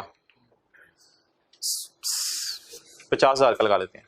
अगली दुकान पे गए, यार कितने का खरीदेगा? 70,000 का। अगली दुकान पे गए और चल ना अफ्रीकन बकरा 20,000 का। फेयर वैल्यू मैयर ही नहीं हो रही, फेयर वैल्यू मैयर ही नहीं हो रही। जिसे आप कहते हैं आइटम ले आए, आप आइटम ले आए को बाहर से आप। तो बायोलॉजिकल एसेट, बाहर के मुल्कों से लोग मोबाइल लाते हैं फिर फी सेंटर लेके फिर रहे होते हैं, तो दुकानदार सारी अपनी अपनी लगे होते हैं, भैया इतने का इतने का। Biological asset whose fair value can not be measured. यार ऐसे एनिमल्स को भी ना आपको रखना पड़ेगा किसके ऊपर? कॉस्ट पे। बाहर के मुल्क से खरीदा तो है ना, कॉस्ट तो पता ही होगी, तो कॉस्ट पे इसको रखें और उस एनिमल की लाइफ का अंदाजा लगा लें कितने साल है, डॉग की तरह उसको ट्रीट कर लें। तो ऐसे भी बायोलॉजिकल एसेट हैं। हो सकता है आप वो बकरी बाहर के मुल्क से, बकरा मैंने बोला था बकरी कर दें, हो सकता है आपने बाहर के मुल्क से वो बकरी इसलिए मंगवाई हो कि आपने उसका दूध पीना है। आपने अम्मी को कहा मैं अफ्रीकन दूध पीऊंगा, अम्मी ने कहा बकरी मंगवा लेते तेरे लिए। आपने कहा वो दूध मैं बेचूंगा, अब एग्रीकल्चरल एक्टिविटी शुरू हुई है, पीऊंगा से नहीं शुरू होगी। अगर आपने एक बकरी मंगवाई और बकरी मंगवा कर उसका दूध निकालना शुरू किया और घर के बाहर लगा दिया लिख के अफ्रीकन दूध, आप एग्रीकल्चरल एक्टिविटी की कौन सी डेफिनेशन में आप फॉल कर रहे हैं? आपने बकरी बेचनी नहीं है, आपने बकरी से बेबीज नहीं निकालने, आपने बकरी से एग्रीकल्चरल प्रोड्यूस निकालनी है। तो you are doing an agricultural and you are managing the biological transformation, खिला पिला के उसे। मैनेजमेंट जरूरी है बायोलॉजिकल ट्रांसफॉर्मेशन की। वो जो बकरी बड़ी हो रही है, दूध निकाल रही है, आप खुद अपने हाथों से सारा काम मैनेज कर रहे हैं। तो इस वजह से आपका IS 41 लगना था। और उस बकरी को हमने कहा था तू मान जा fair value minus cost to sell पे। वो बकरी कहती है मुझे बाजार लेके चलो, मेरी कीमत लगवाओ। बाजार वालों ने हमें झंडी करवा दिया और कीमत नहीं लगा के दी, तो मजबूरन हमें कौन सा मॉडल लगाना पड़ेगा? लेकिन हमारा ना करना ऐसे भी। अब क्या हुआ, बाजार वालों ने जब देखा ये बकरी, तो सुनने में आया यार वो पीछे काके मन्ने ने भी इंपोर्ट कर ली, और सुनने में आया रशीद ने भी इंपोर्ट कर ली, इंजमाम ने तो लाख मंगवा ली बाहर से बकरियां। जब इंजमाम को पता चला, अब वो बकरियां ही बकरियां हैं। अब बाजार में फेयर वैल्यूज पता चलने लग गई हैं, क्योंकि इतनी बकरियां आ गई हैं बाजार में, फेयर वैल्यूज पता चलने लग गई हैं। फिर क्या करें? कीप अंडर IS 16 टिल, और अगर फेयर वैल्यू मैयर, छोड़े मोबाइल, अगर फेयर वैल्यू मैयर हो जाए तो फिर IS 41 पे स्विच कर जाए। क्लियर? तो चार चीजें बता दें जिन पे IS 16 लगने, लैंड और building relating to land, building, intangibles, कोई चीजें भी जिन पे IS 30 इंटेंजिबल्स होता है IS 38 लगेगा। ऐसा भी उससे आपका दूध बेचने वाला मिल्कमैन हो जिसने कल 2750 काउस खरीदी थी, उसने कंप्यूटर हार्डवेयर सॉफ्टवेयर भी खरीदा उनका रिकॉर्ड रखने के लिए। तो animals not relating to agriculture, bearer plant, और बोले ओके। अब हम इस काबिल हो गए हैं कि IS 41 नहीं, पास पेपर तो हो गए खत्म, वो तो काली करा छोड़ी थी। अब हम इस काबिल हो गए हैं कि IS 41 का स्कोप पढ़ सकें। IS 41 का स्कोप पहला सफा है चैप्टर का। हाँ जी, जिंदा एसेट्स क्या होते हैं? लिखें एनिमल्स और प्लांट्स, दोनों होते हैं ना। एसेट्स तो एनिमल्स और प्लांट दोनों होते हैं। बायोलॉजिकल एसेट्स, लिविंग एनिमल और प्लांट। बायोलॉजिकल एसेट डेफिनेशन याद है ना, लिविंग एनिमल और plant, except bearer plant, except. तो बेयर प्लांट्स को कहां से निकाल दें? IS 41 से निकाल दें, और नीचे ले आए ना, फिर अगर से निकाला है ना तो फिर IS 41 डज नॉट अप्लाई वाली लिस्ट में ले आए इसको, नंबर 1। तो biological assets except bearer plants.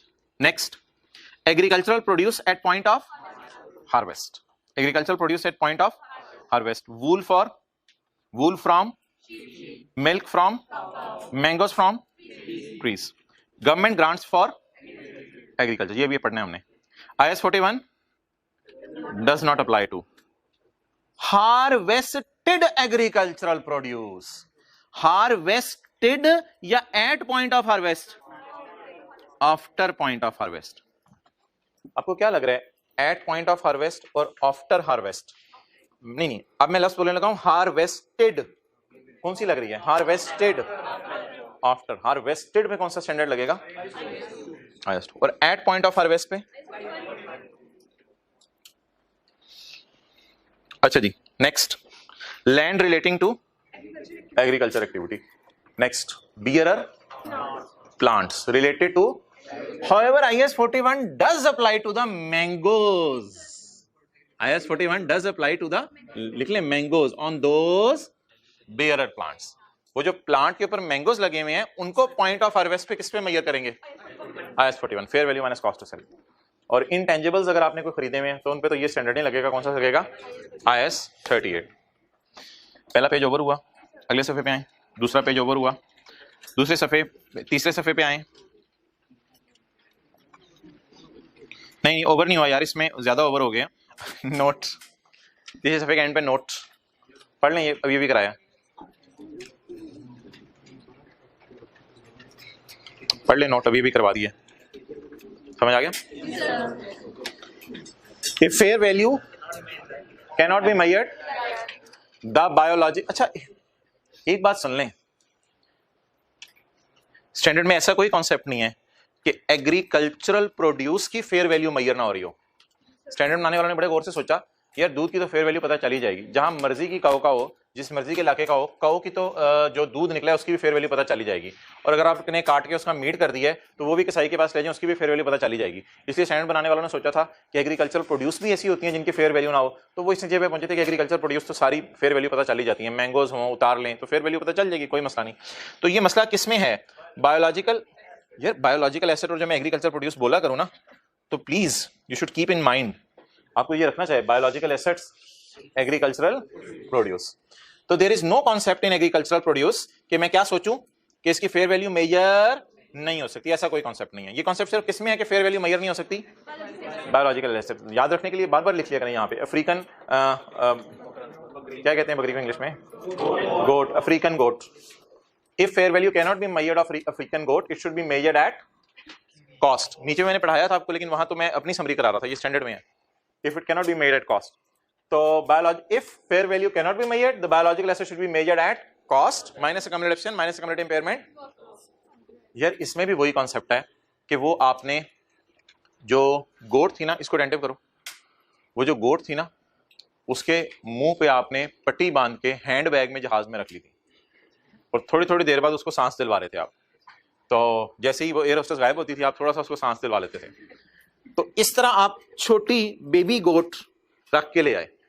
जब आप बेबी गोट रख के घर ले आए तो अभी वो इस काबिल नहीं है कि मिल्क दे। इस तरह की बात मैंने मैंगोस के लिए भी की थी।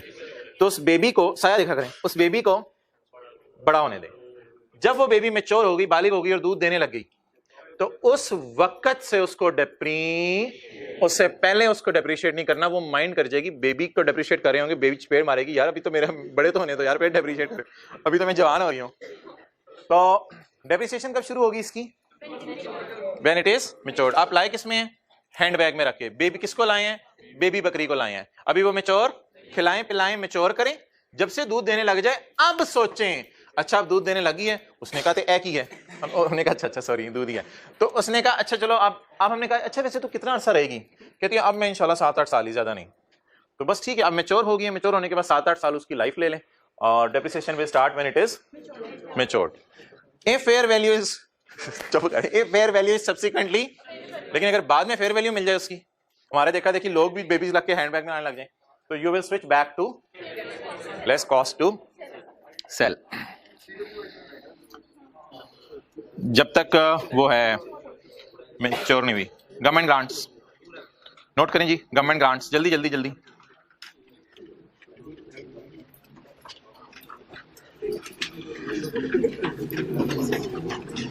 गवर्नमेंट ग्रांट्स की समरी नोट करें।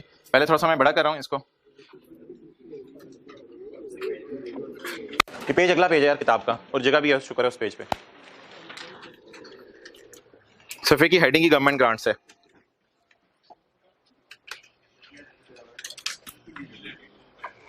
Relate to biological asset, do not relate to biological asset. Do not relate to biological asset की एग्जांपल्स दें।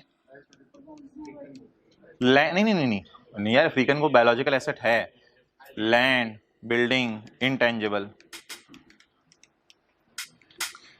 अच्छा जी, एक्सटेंडेड FR1 का है IS 20।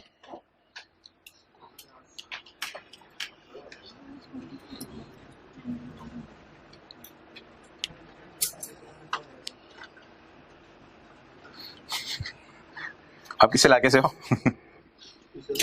भाई पेशावर से लोग खड़े हो के देख रहे हैं कि ये क्या लिखा हुआ है, तो प्लीज इनको हम रिस्पेक्ट देंगे। इतनी दूर से जो दुम्बा कढ़ाई लेके आए हैं तो इनको हम रिस्पेक्ट देंगे, इसलिए कर लें।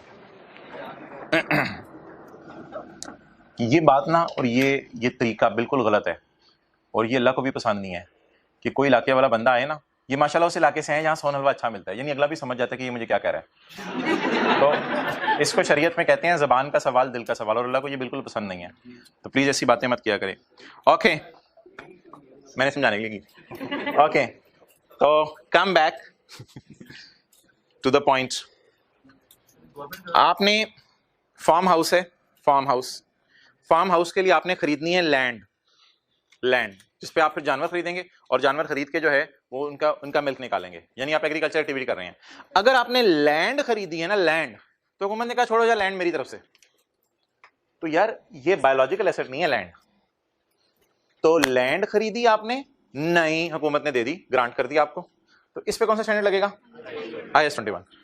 लेकिन आपने अगर लैंड अपने पैसों की बिलफर्ज खरीदी, अब आप सोच रहे हैं कि आप काउस खरीद रहे हैं या आप जो है वो बकरे खरीद रहे हैं, वो हुकूमत ने कहा मैं आपको दे देती हूँ, छोड़ो परे, वो मैं आपको दे देती हूँ, तो वो तो फिर बायोलॉजिकल एसेट्स है ना। उनको आप किस पे मेजर करेंगे? तो इन पे कौन सा स्टैंडर्ड लगेगा? IS 41। तो ग्रांट्स को किस स्टैंडर्ड के मुताबिक डील करेंगे? IS 41। आखिरी सवाल मेरा, वो जो आपने वो बकरी बेबी मंगवाई हुई है कहां से? उस बायोलॉजिकल एसेट को मजबूरन आपने किस पे रखा हुआ है? कॉस्ट पे। तो फिर अगर वो हुकूमत ने आपको तोहफे में दिया तो फिर वो ग्रांट किस स्टैंडर्ड में डील होगी? तो मोहतरम ये डिस्कशन तो हमें करने की जरूरत नहीं है, हमारे स्कोप से बाहर है, हम सिर्फ इस डिस्कशन की तरफ मूव करेंगे। तो कॉस्ट पे किन को रखा होता है बायोलॉजिकल एसेट को? कोई मिसालें सोच के बताएं, किन बायोलॉजिकल एसेट्स को कॉस्ट पे रखा होता है? अफ्रीकन गोट, ठीक है। और fair value minus cost to sell में क्या लिख लें? Cows for milk, sheep for wool.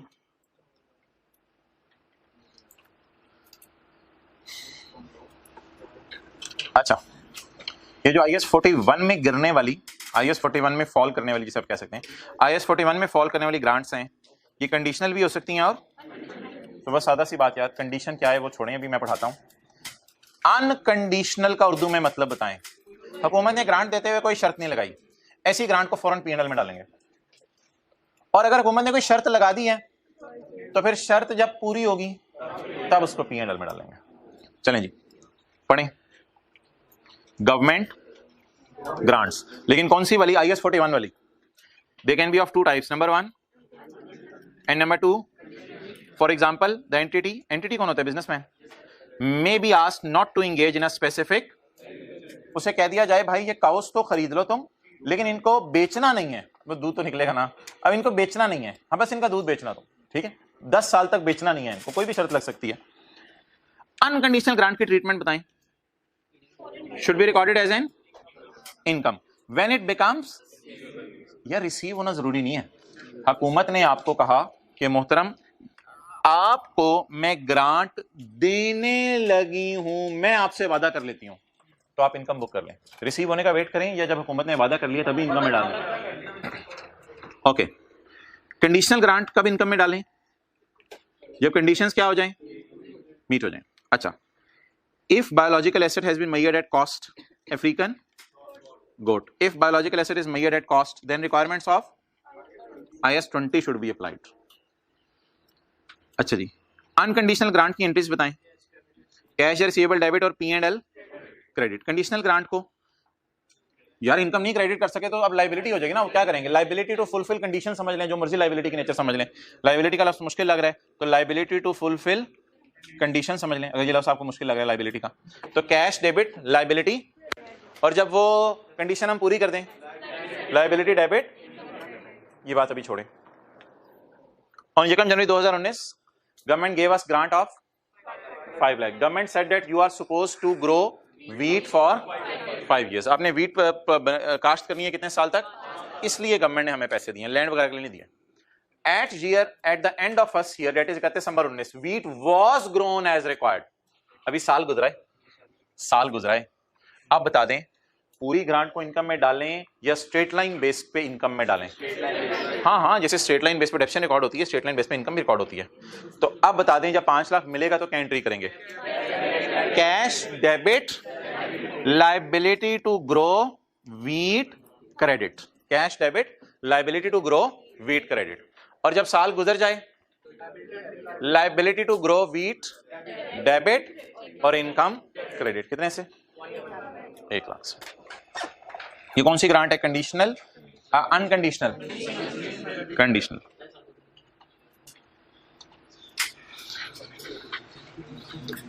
Heavy बात कर दूं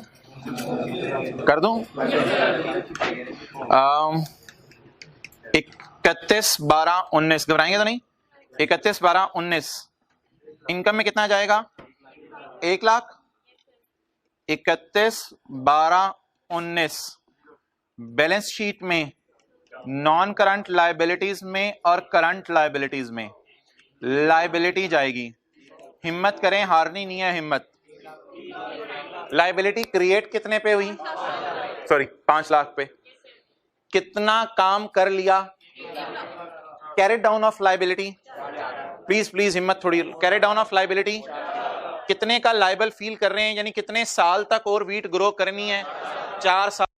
अगले साल कितनी ग्रो कर लेंगे? 1 लाख और फिर बाकी 3 लाख अगले सालों में इनकम में जाएगा. तो इसलिए इन दोनों का डिफरेंस कितना था, जिसे आप पी काउंट का कैरी डाउन भी कह सकते हैं. तो इसमें से 3 लाख नॉन करंट में ले जाएं और लाख की लायबिलिटी करंट में ले जाएं. नोट कर लें. क्या? नहीं, साथ साथ इनकम में लेके जाएं. डेफर्ड इनकम भी कहते हैं इसे.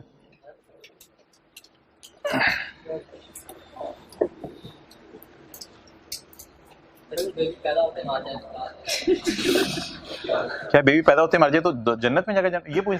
अच्छा, बेबी पैदा होते मर जाए तो पहले पैदा होने की एंट्री करो. Biological asset debit P&L credit, और फिर मर जाए तो biological asset credit P&L debit.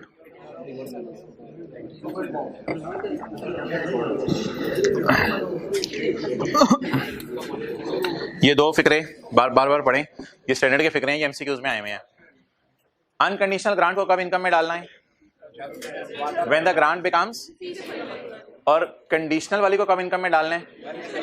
When the condition is met. अच्छा, एमसीक्यू में ना 3-4 लाइनें दे देते हैं. आपने उसमें से ना ये वाली लाइन, पूरा कॉलेज जलने लग गया. आपने इसमें से ये वाली लाइन ढूंढनी होती है. भाई छींक मार यार, उसने बातें शुरू कर दी. छींक मार के उसने.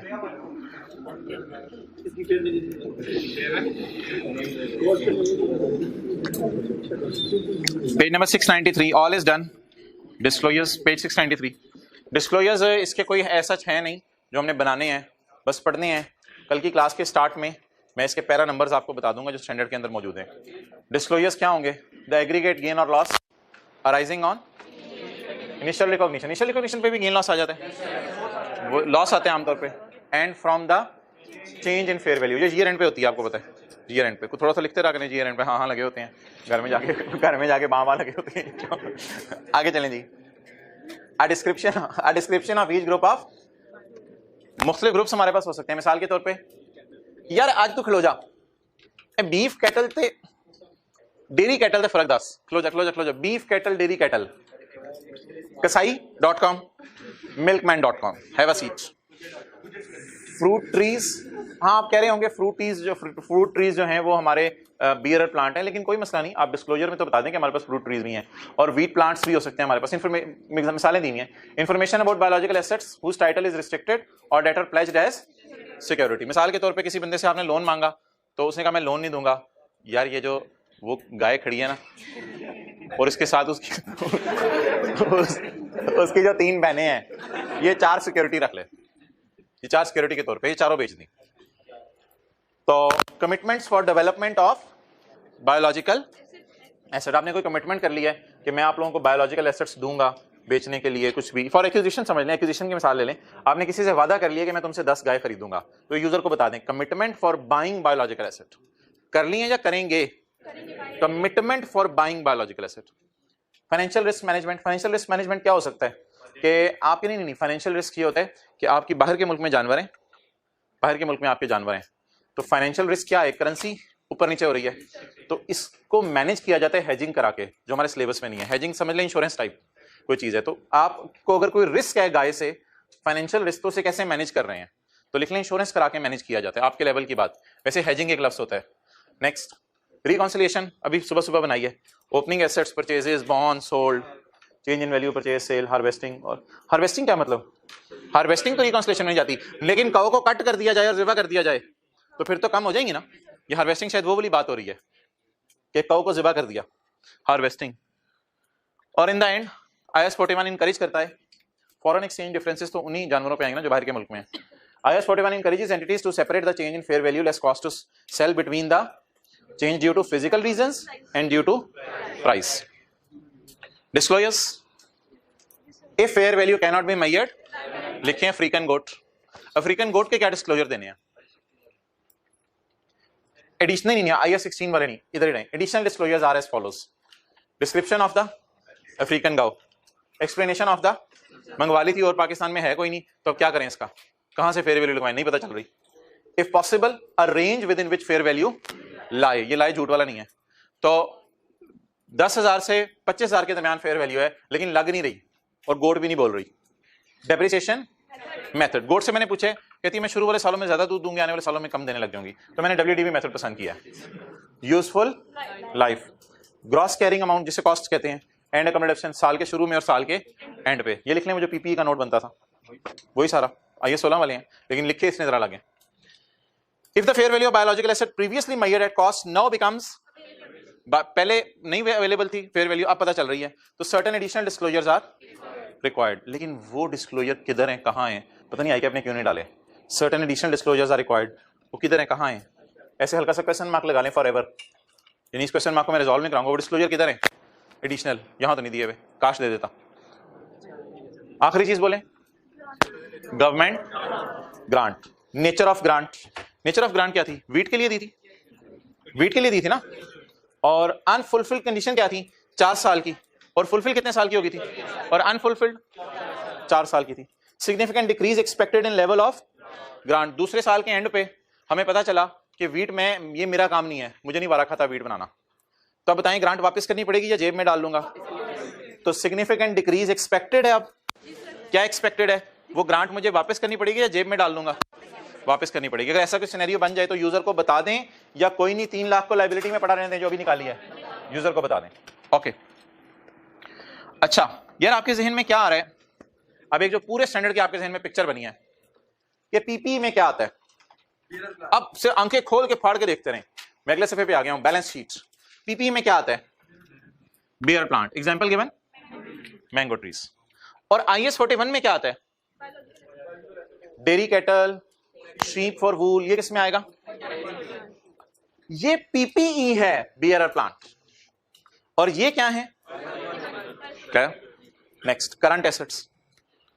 करंट एसेट्स यार, ये जो होती है ना पोटैटोज का प्लांट्स, पोटैटो का प्लांट ना 5-6 महीने का होता है, 3 माह का भाई कह रहे होते हैं, हमारा तजुर्बे कहते हैं, तो माशा, तो 3 माह। अब देखो ना, जैसे मैं इसको कह दूं, या तुम्हारे इलाके में सुने फ्राइज बड़े जबरदस्त बनते हैं, तो ये अच्छा, तो अब जो है वो बताएं, अगर इनके पास पोटैटोज के प्लांट्स हैं, तो पोटैटो के प्लांट नॉन करंट एसेट में शो कर दें IAS 41 में या करंट एसेट में। अच्छा पोटैटो, जब तक पोटैटो लगा हुआ है, पोटैटो लगा हुआ है और आप देख के ललचा रहे हैं, बाहर आ मैं तुझे तेल में डालूं, जब तक वो शाख उसकी लगी हुई है तब तक तो जिंदा है, तो जब तक जिंदा है ताबिंदा है, फिर वो biological annual crops, wheat, meat, cotton and mangoes on mango. लेकिन जब खच गए तो फिर वो क्या बन गए, एग्रीकल्चरल प्रोड्यूस। क्लियर। और ये cows for slaughter, for slaughter का क्या मतलब है, गाय किसके लिए है, तो इनको आमतौर पे लोग करंट एसेट में रख देते हैं, क्योंकि कोई भी आए तो कह सकते हैं यार इसको ज़िबा करो, मुझे गोश्त चाहिए। तो कई दफ़ा शादी का पूरा ऑर्डर आ जाता है, पूरी बारात आ गई है, 400 बंदों की बारात आ रही है, तो आप एकदम ही कसाई का ऑर्डर आ जाएगा सारी गाय ज़िबा करो। तो इसलिए गाय को इसने कहाँ रखा हुआ है? करंट एसेट में। और मिल्कमैन ने गाय को किधर रखा हुआ है? नॉन करंट एसेट में। वैसे ना स्टैंडर्ड ने ये क्लासिफिकेशन नहीं दी हुई, आईकैप ने भी अपनी किताब में नहीं दी हुई, ये बस ऐसे ही आपके समझने के लिए लिखी हुई है। आईकैप को बल्कि ईमेल भी एक दफ़ा की थी, आईकैप ने कहा था स्टैंडर्ड ने असल में ये क्लासिफिकेशन नॉन करंट करंट की नहीं दी हुई, इसलिए कोई ज़्यादा बच्चों से डिस्कस करने की जरूरत भी नहीं है। कोई करंट नॉन करंट ऊपर नीचे हो जाए कोई इतनी खतरनाक बात नहीं है। लेकिन मोटा मोटा बता दें, पोटैटो प्लांट्स क्यों मैंने करंट में डाले हैं? और P&L तो अभी सुबह सुबह बनाया है। P&L में क्या था? गेन आया था मोटे और महंगे होने की वजह से, और एग्रीकल्चरल प्रोड्यूस थी eight the point of harvest. शुक्र है जी, ओवर हुआ IAS 41। अच्छा भाई सबर, कल इंशाल्लाह इसकी रिवीजन करेंगे अगली क्लास में, ठीक है? आप क्लोज कर दो। एक ही होमवर्क है, कौन सा होमवर्क है? क्वेश्चन 7।